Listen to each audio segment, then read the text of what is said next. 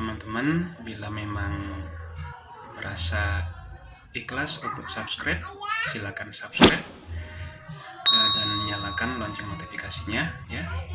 Baik, assalamualaikum warahmatullahi wabarakatuh. Kali ini saya ingin sedikit sharing mengenai bagaimana cara kita untuk lepas dari jeratan riba dan dari kesulitan-kesulitan hidup ketika kita misalnya tidak punya apa-apa, ketika kita mungkin terpaksa bekerja di lembaga yang ada ribanya di situ, bagaimana solusi untuk lepas dari situ dan lain-lain. Banyak pertanyaan-pertanyaan yang muncul, teman-teman yang bertanya bagaimana caranya kita bisa memulai usaha sendiri, dari mana kita dapat uang dan lain sebagainya. Banyak teman-teman yang bertanya dan mungkin merasa bingung bagaimana caranya kita bisa memenuhi kebutuhan hidup, bagaimana caranya kita bisa lepas dari riba, dan bagaimana kita bisa mendapatkan modal misalnya mau mulai usaha. Sementara saya ingin keluar nih dari pekerjaan yang sifatnya riba atau dari pinjaman modal yang sifatnya riba. Selama ada kemauan dan niat yang kuat dan keyakinan akan pertolongan Allah, pasti ada jalan, teman-teman. Di sini saya ingin menjawab berdasarkan pengalaman pribadi saya ya. Nah, seperti itu.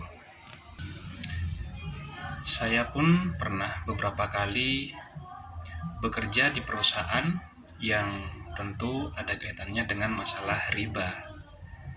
Nah, akan tetapi dengan bimbingan seorang sahabat, dan itu semakin menumbuhkan keyakinan saya untuk berhenti dari pekerjaan tersebut, dan saya semakin menyadari bahwa memang kalau sudah terkait dengan masalah riba ini urusannya sangat berat sekali, tanggung jawabnya di akhirat nanti akan sangat berat sekali. Belum lagi dampak yang bisa kita rasakan ketika kita masih hidup sekarang ini, terhadap diri kita, terhadap keluarga kita, terhadap anak-anak kita. Karena bisa jadi tidak menunggu kita meninggal, Allah itu memberikan teguran kepada kita agar kita berhenti dari situ. Nah, pada akhirnya dengan tekad yang bulat, saya pun resign dari pekerjaan tersebut. Apa yang terjadi? Apakah langsung hidup normal? Apakah langsung stabil? Kita nggak ngomong kaya ya, tapi ketika kita berhenti dari pekerjaan yang sudah memberikan kita penghasilan tetap itu, apakah berhenti dari sana itu kehidupan kita langsung stabil, penghasilan kita langsung stabil seperti sedia kala? Enggak, teman-teman. Memang harus melalui proses perjuangan yang sangat berat. Tetapi kita harus yakin bahwa di situ pasti pada akhirnya akan bertemu jalan di mana kita akan mendapatkan sumber penghasilan yang lebih baik, dan itu yang sudah saya alami detik ini ketika saya membuat video ini. Memang saya belum kaya raya. Sekali lagi, saat ini saya belumlah menjadi seseorang yang kaya raya, teman-teman. Tetapi alhamdulillah kehidupan saya sudah cukup stabil dan itu sangat saya syukuri.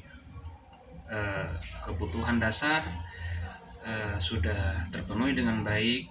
Tinggal bagaimana kita sekarang meningkatkan taraf kehidupan kita seperti itu. Tapi insya Allah sudah di jalan yang benar, sudah berada di track yang benar seperti itu, insya Allah. Oke, jadi begini, kita harus punya tekad untuk berhenti, untuk stop dari aktivitas ribawi. Walaupun memang awalnya butuh perjuangan. Saya harus jualan online dengan modal seadanya bersama istri saya pada saat itu. Harus antar barang ke sana kemari orderan orang dengan penghasilan yang pas-pasan, dengan kondisi sudah punya 2 orang anak. Yang satunya sudah masuk SD dan yang satunya masih bayi, baru usia beberapa bulan pada saat itu. Untuk membelikan susu dan bubur makanan bayi untuk anak saya pun pada saat itu kadang-kadang anak saya harus kelaparan dulu untuk menunggu saya mengantarkan orderan barang, dapat uang, barulah membeli kebutuhan anak nasihat tersebut. Nah, itu salah satu kisah yang bisa dibilang perjuangan yang sampai berdarah-darah. Salah satunya seperti itu, di awal-awal merealisasikan niat saya untuk lepas dari riba, teman-teman, seperti itu. Terkait bagaimana kita bisa mendapatkan modal, nggak harus modal uang, teman-teman ya. Bisa kita menjual pemikiran kita. Awalnya saya mengenal teman yang selalu membimbing saya, baik itu dari sisi pengetahuan syariah, pengetahuan akidah, tauhid, dan lain sebagainya, dan juga betul-betul membantu saya dalam masalah bagaimana memulai usaha. Termasuk waktu itu memang tidak memberikan saya pinjaman uang secara langsung pada saat itu, tapi beliau karena beliau tahu niat saya, dan memang beliau itu sangat-sangat termotivasi untuk membantu teman-teman yang berniat untuk lepas dari riba. Sampai-sampai beliau waktu itu, saya sebut saja namanya, beliau adalah almarhum Bapak Rojai Khomeini. Beliau adalah humas dari komunitas masyarakat tanpa riba chapter Jember. Sampai beliau rela mengeluarkan modal sampai puluhan juta untuk membuka sebuah usaha di mana saya tinggal mengelolanya saja, seperti teman-teman. Sekaligus pada saat itu, di saat yang sama, beliau juga mengajari saya untuk mulai mengenal bisnis di bidang properti selain usaha yang beliau modali tadi. Nah, singkatnya seperti itu, sampai akhirnya sekarang saya pun lebih mengerti tentang dunia bisnis, dan sekarang saya sudah ada di bidang properti syariah.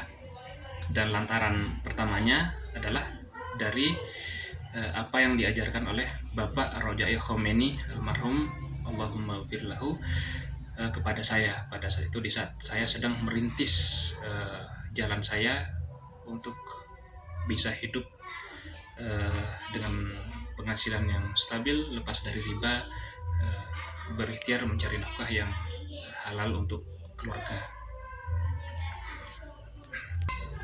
Jadi bila teman-teman bingung masalah modal, harus dapat dari mana modal biar kita bisa lepas dari riba, nggak harus modal uang tapi modal pemikiran. Kenapa almarhum Bapak Rojai Khomeini itu sampai percaya untuk membantu saya, sampai yakin untuk membantu saya? Karena memang di awal kenal dengan beliau itu lantaran saya waktu itu ikut grup WA dari masyarakat tanpa riba Jember. Saya di grup itu posting bahwa saya punya rencana bla bla bla bla. Salah satunya waktu itu saya ingin memproduksi baju kaos sablon sendiri. Nah, dari situ beliau japri saya, kemudian ketemuan, dan dari situlah saya mulai ada hubungan dengan Bapak Rojai Khomeini yang saya ceritakan di awal tadi. Jadi modalnya bukan uang, tapi kita punya konsep pemikiran yang bisa membuat orang itu tertarik, termotivasi untuk membantu atau bekerja sama dengan kita, teman-teman. Jadi sekali lagi saya ulangi, jangan selalu berpikir bahwa modal utama itu adalah uang. Sama sekali tidak seperti itu, teman-teman ya. Itu saya harap cerita saya ini mungkin tidak seberapa, tapi mudah-mudahan bisa sedikit memberikan inspirasi buat teman-teman yang memang betul-betul ingin lepas dari riba. Oke? Karena bagaimanapun juga, mau dibahas dari segi manapun juga, ketika kita mau membahas secara rinci realnya di lapangan seperti apa dampak buruk dari riba itu, maka pada akhirnya akan ketemu bahwa riba itu tetaplah sesuatu yang haram dan sesuatu yang memang seharusnya kita hindari, kita jauhi. Itu teman-teman. Baik, sekali lagi bila teman-teman merasa ini bermanfaat, ada keikhlasan dari hati teman-teman untuk subscribe channel YouTube saya ini, silakan di subscribe, di like, dan ditekan tombol lonceng notifikasinya sebagai bentuk dukungan teman-teman, dan mungkin bahwa teman-teman merasa ini bermanfaat. Tidak ada paksaan untuk itu ya, tidak ada paksaan untuk subscribe dan like, share, dan lain sebagainya. Oke, semoga bermanfaat. Terima kasih atas waktunya teman-teman telah memperhatikan video ini. Semoga teman-teman bisa segera lepas dari riba, bisa segera hidup dengan stabil tanpa harus tergantung lagi kepada riba. Kalau Allah melarang sesuatu, pasti Allah juga menyediakan solusinya, tinggal upaya kita bagaimana untuk menjemput solusi tersebut. Assalamualaikum warahmatullahi wabarakatuh.